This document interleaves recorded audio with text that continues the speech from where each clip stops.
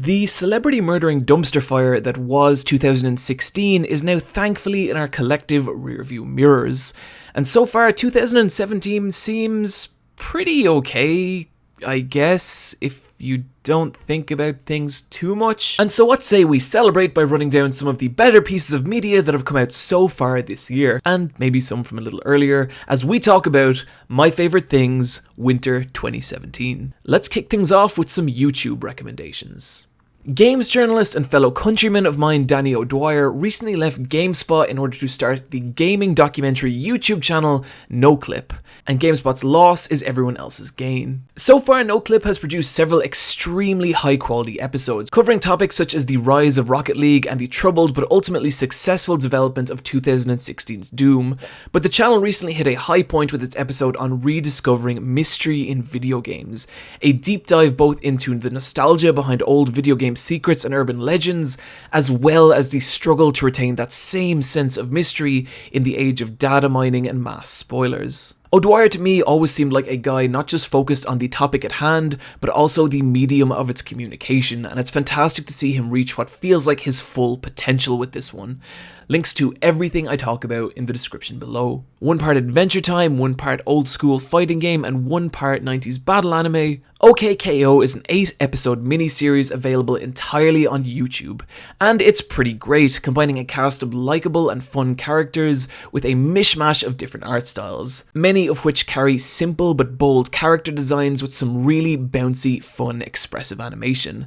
The series follows a trio of fighters who all work in their local convenience store, with my favourite episode so far being the gorgeously animated Enid's Bad Day, and partly because it focuses on my favourite character in the series, and partly because it's portrayed in vivid blocks of lineless colour, with some absolutely beautiful and atmospheric lighting effects. Interestingly, this show has come from creator Ian Jones Quarterly, one of the creative leads on Steven Universe and all-around ultra-talented guy. And more interestingly still, the show has been recently greenlit by Cartoon Network, and considering Cartoon Network is going through a changing of the guard with the conclusion of Regular Show and Adventure Time, it's going to be interesting to see the new wave of creator-based series that replace them, and if OKKO is any indication, we have a lot to look forward to. The most powerful thing a recommendation video can do is turn you around on a series you'd previously dismissed, and this was my experience upon watching the video Why You Should Watch Flip Flappers from the YouTuber Keiko Cat.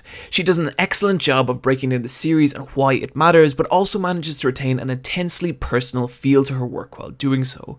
I think possibly the most impressive thing about Keiko Cat's videos is her expertise in breaking down the visuals and not only explaining why they look good, but more importantly, why they matter to the stories and characters.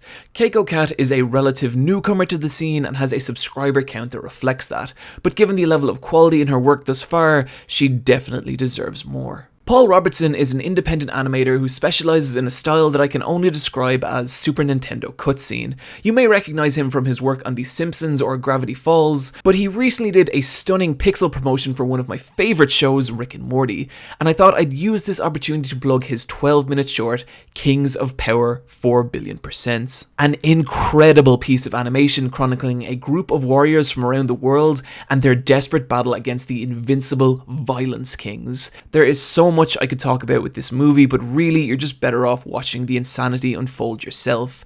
And if this is up your alley, then you should also check out his short, Super Dino Boy 1-4. I love RPGs, but I do not love the massive amount of time it takes to consume them, and this is one of the reasons I appreciate the channel Clemps so much. His most notable work has been his extensive breakdowns of the Drakengard/Nier series, and he does an excellent job in explaining the lore of those games and also explaining why the games themselves are so important. I think what separates Clemps from other channels of this kind, however, is the level of his writing and humour, being both highly informative and extremely entertaining, all the while conveying what feels like a very genuine love of JRPGs. And considering Nier Automata came out and it's meant to be incredible, his videos on the previous entries in the series are a fantastic way to catch up if you don't have the 200 odd hours it would take to do so. Moving on to anime, and despite all my preconceptions, somehow Miss Kobayashi's Dragon Maiden ended up being one of my favourite shows this season. Its premise is simple. There are dragon girls, they are cute, and that's about it.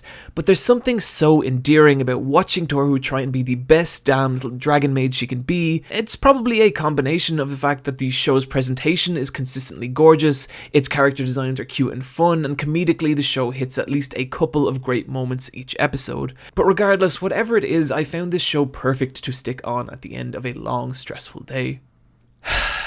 Handshakers.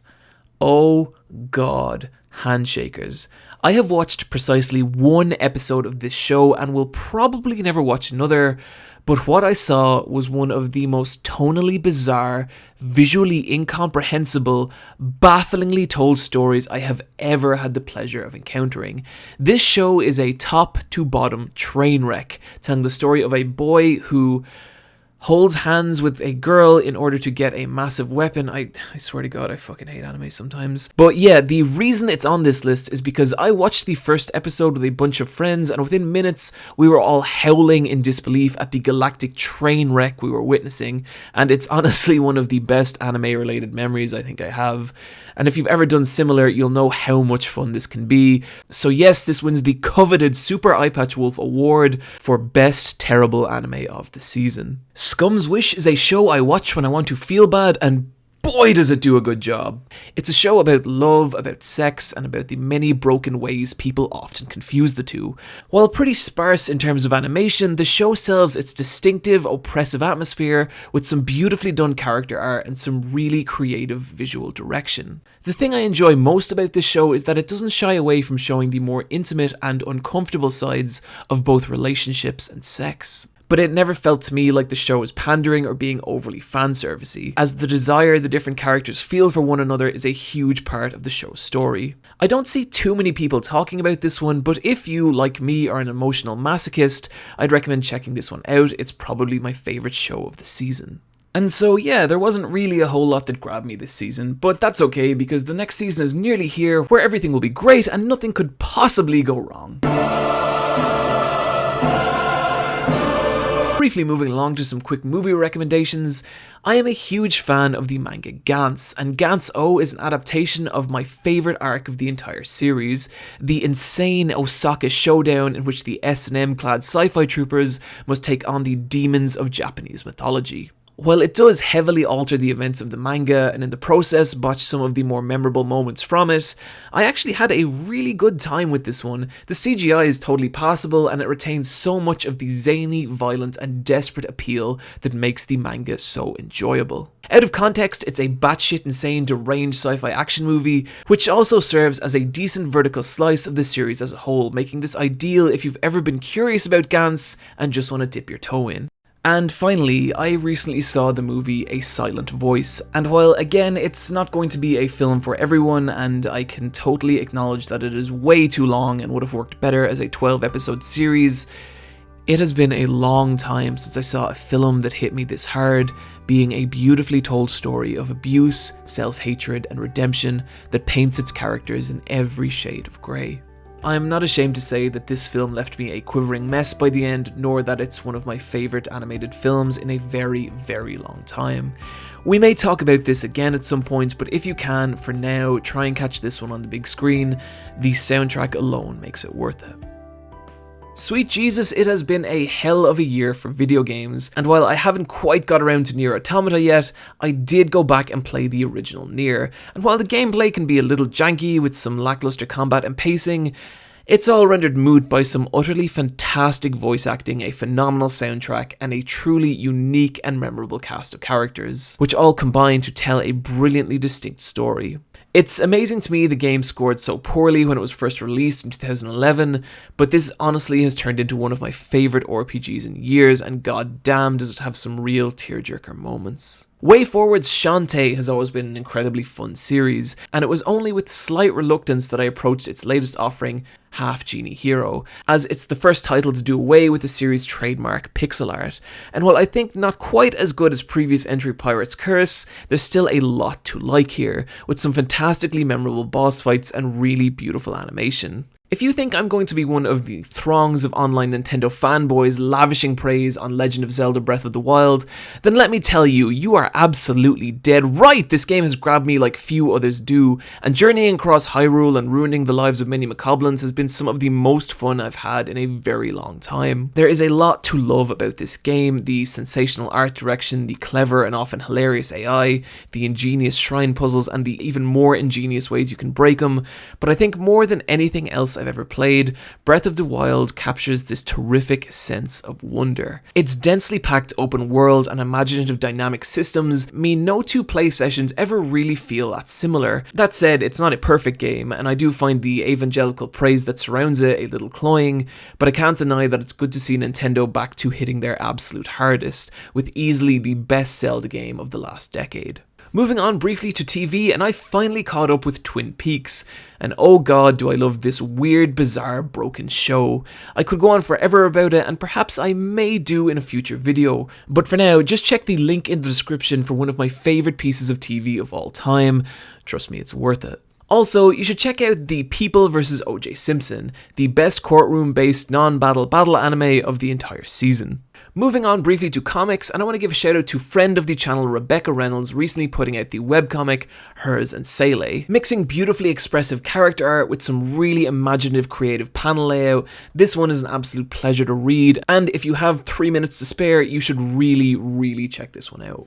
And finally, some very brief music recommendations. Tekken 7 is still unfortunately many months away, but one of the key aspects of any Tekken has been the incredible soundtracks, and the entirety of Tekken 7's OST has been uploaded and it's absolutely phenomenal, with my favourite tracks being the awesome Heat Haze Shadow or the pounding Jungle Outpost. Check it out.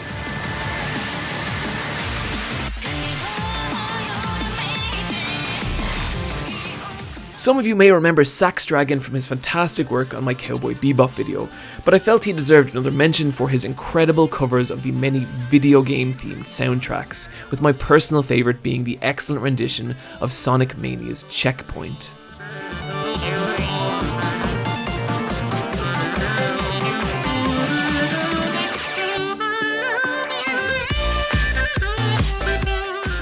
Again, links for everything I talked about today in the description below.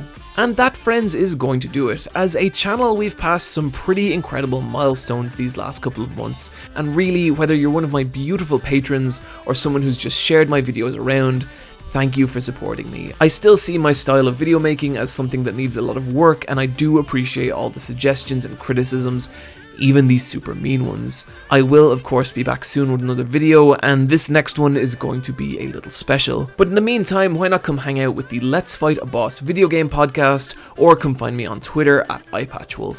Friends, take care of yourselves, and I'll see you next time.